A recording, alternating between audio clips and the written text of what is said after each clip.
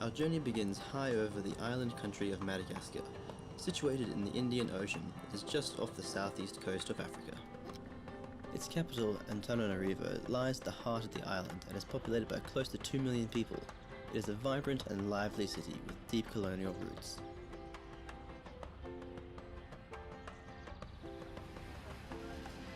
Taking to the streets, with appropriate guidance, you can find a myriad of locally run cutting workshops and gem sellers.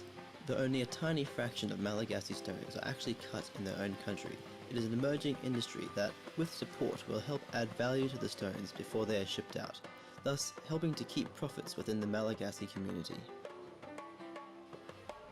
Helping to forward this industry are people like Tahiri. Eager to learn and build his skills, Tahiri exemplifies this ideal.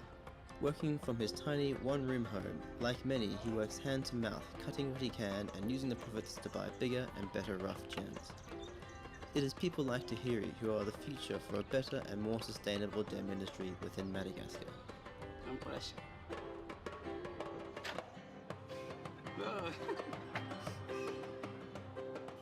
Yep.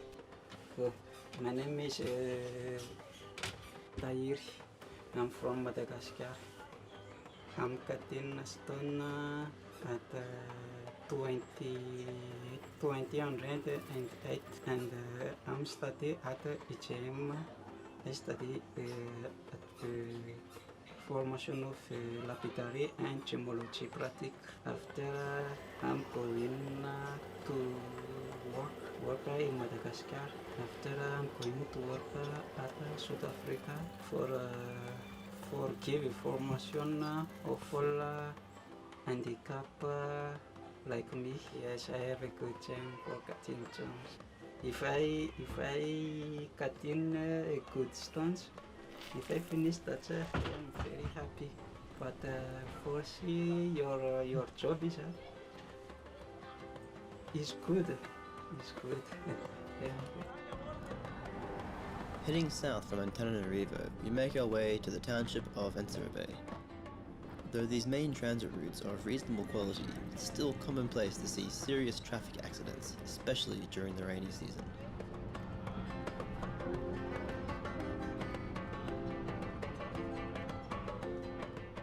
Entserebbe has a more relaxed feel than the capital. It is a minor trading hub for precious stones, and small workshops and traders dot the area.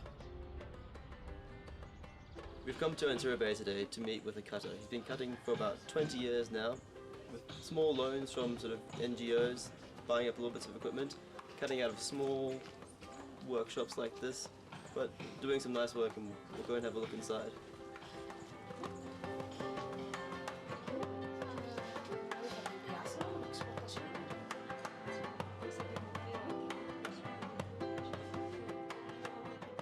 And here we have this rather stunning showroom.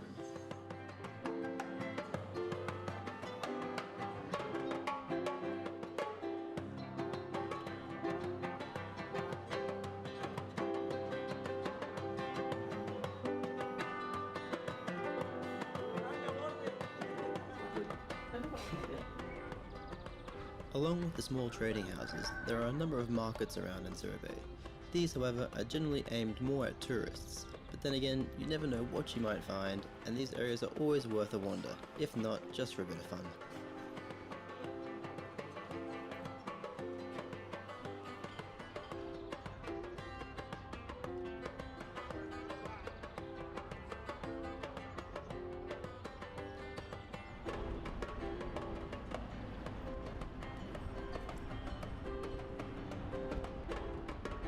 Heading back to the capital, we then have a short flight to the coast and the beach town known as Tamatave.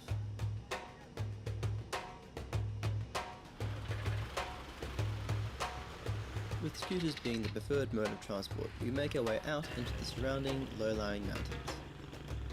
And as you can see, we may have made a few friends along the way.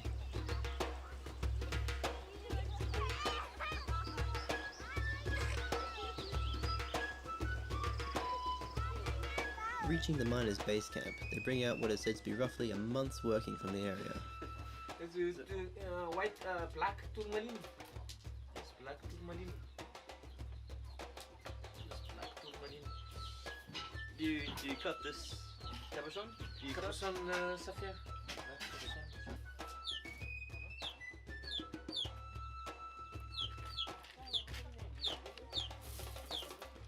We then head out on a 3-hour trek to reach the initial mine.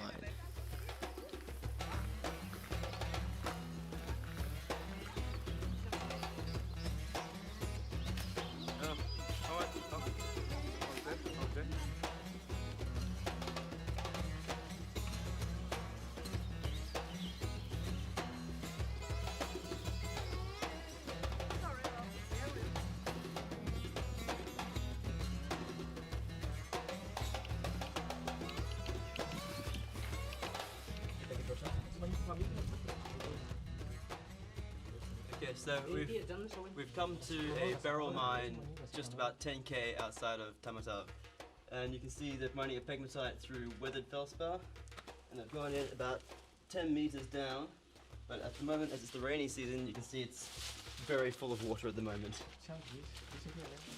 So mining through big chunks of quartz, nice big veins of mica here. You can see between biotite and muscovite.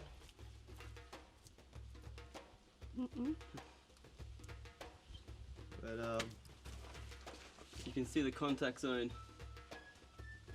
between the intruding or the cooling pegmatite here.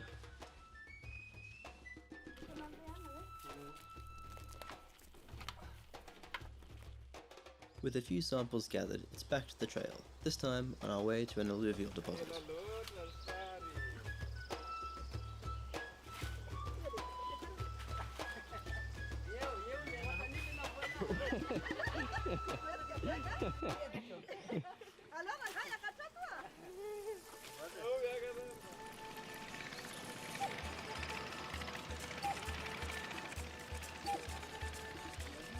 As we approach the mine, we pass through an area that is actively being worked by a number of small artisanal mining groups. It is finished. Black tourmaline. This is black tourmaline.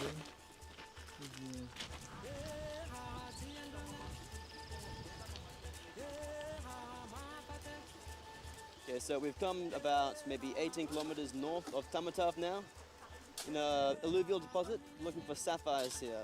Going down maybe 1 or 2 meters through the topsoil. There they'll find the gem-bearing gravel.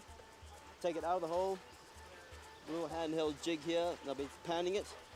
Hopefully they'll find sapphire.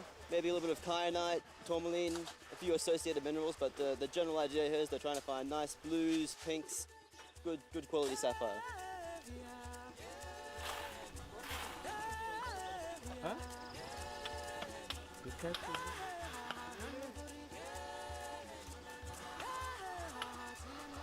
It is comforting to know that there are mining groups such as this where it is so obvious that the relationships between the workers and those running the operation are solid and based on good morals.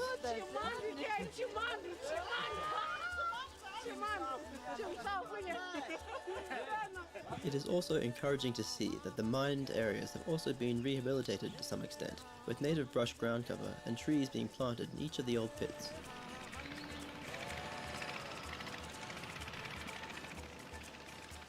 As evening falls, we make it back to the home of our guide, Mr. Dida, and his wife.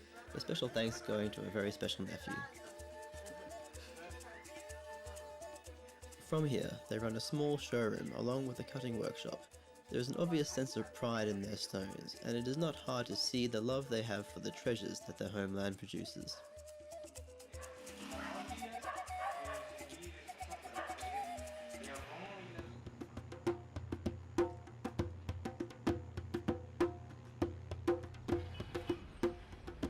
Arriving back in Antananarivo, we decided to move away from the local scene in search of an emerging high-end market. It is apparent that in most cases this is being spearheaded by the expat community.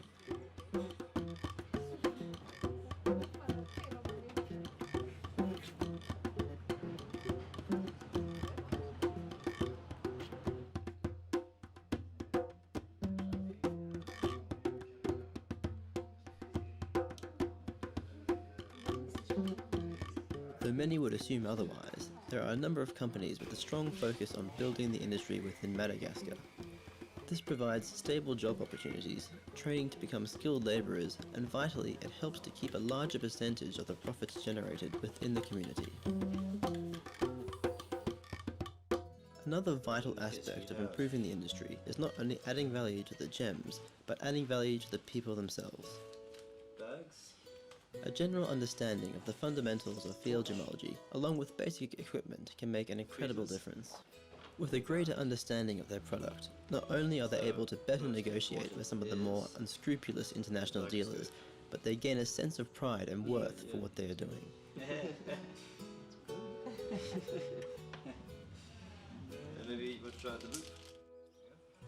From here, it is also important to advocate the need to pass on these skills. Therefore, part of the teaching process also involves how to transfer this knowledge base throughout as many other members of the community as possible.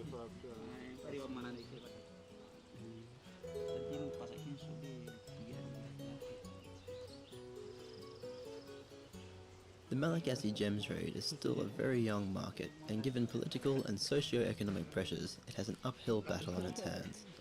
However, with continued international support and the inspiring drive of its local people, there is definitely a bright future ahead for the unearthed treasures of Madagascar.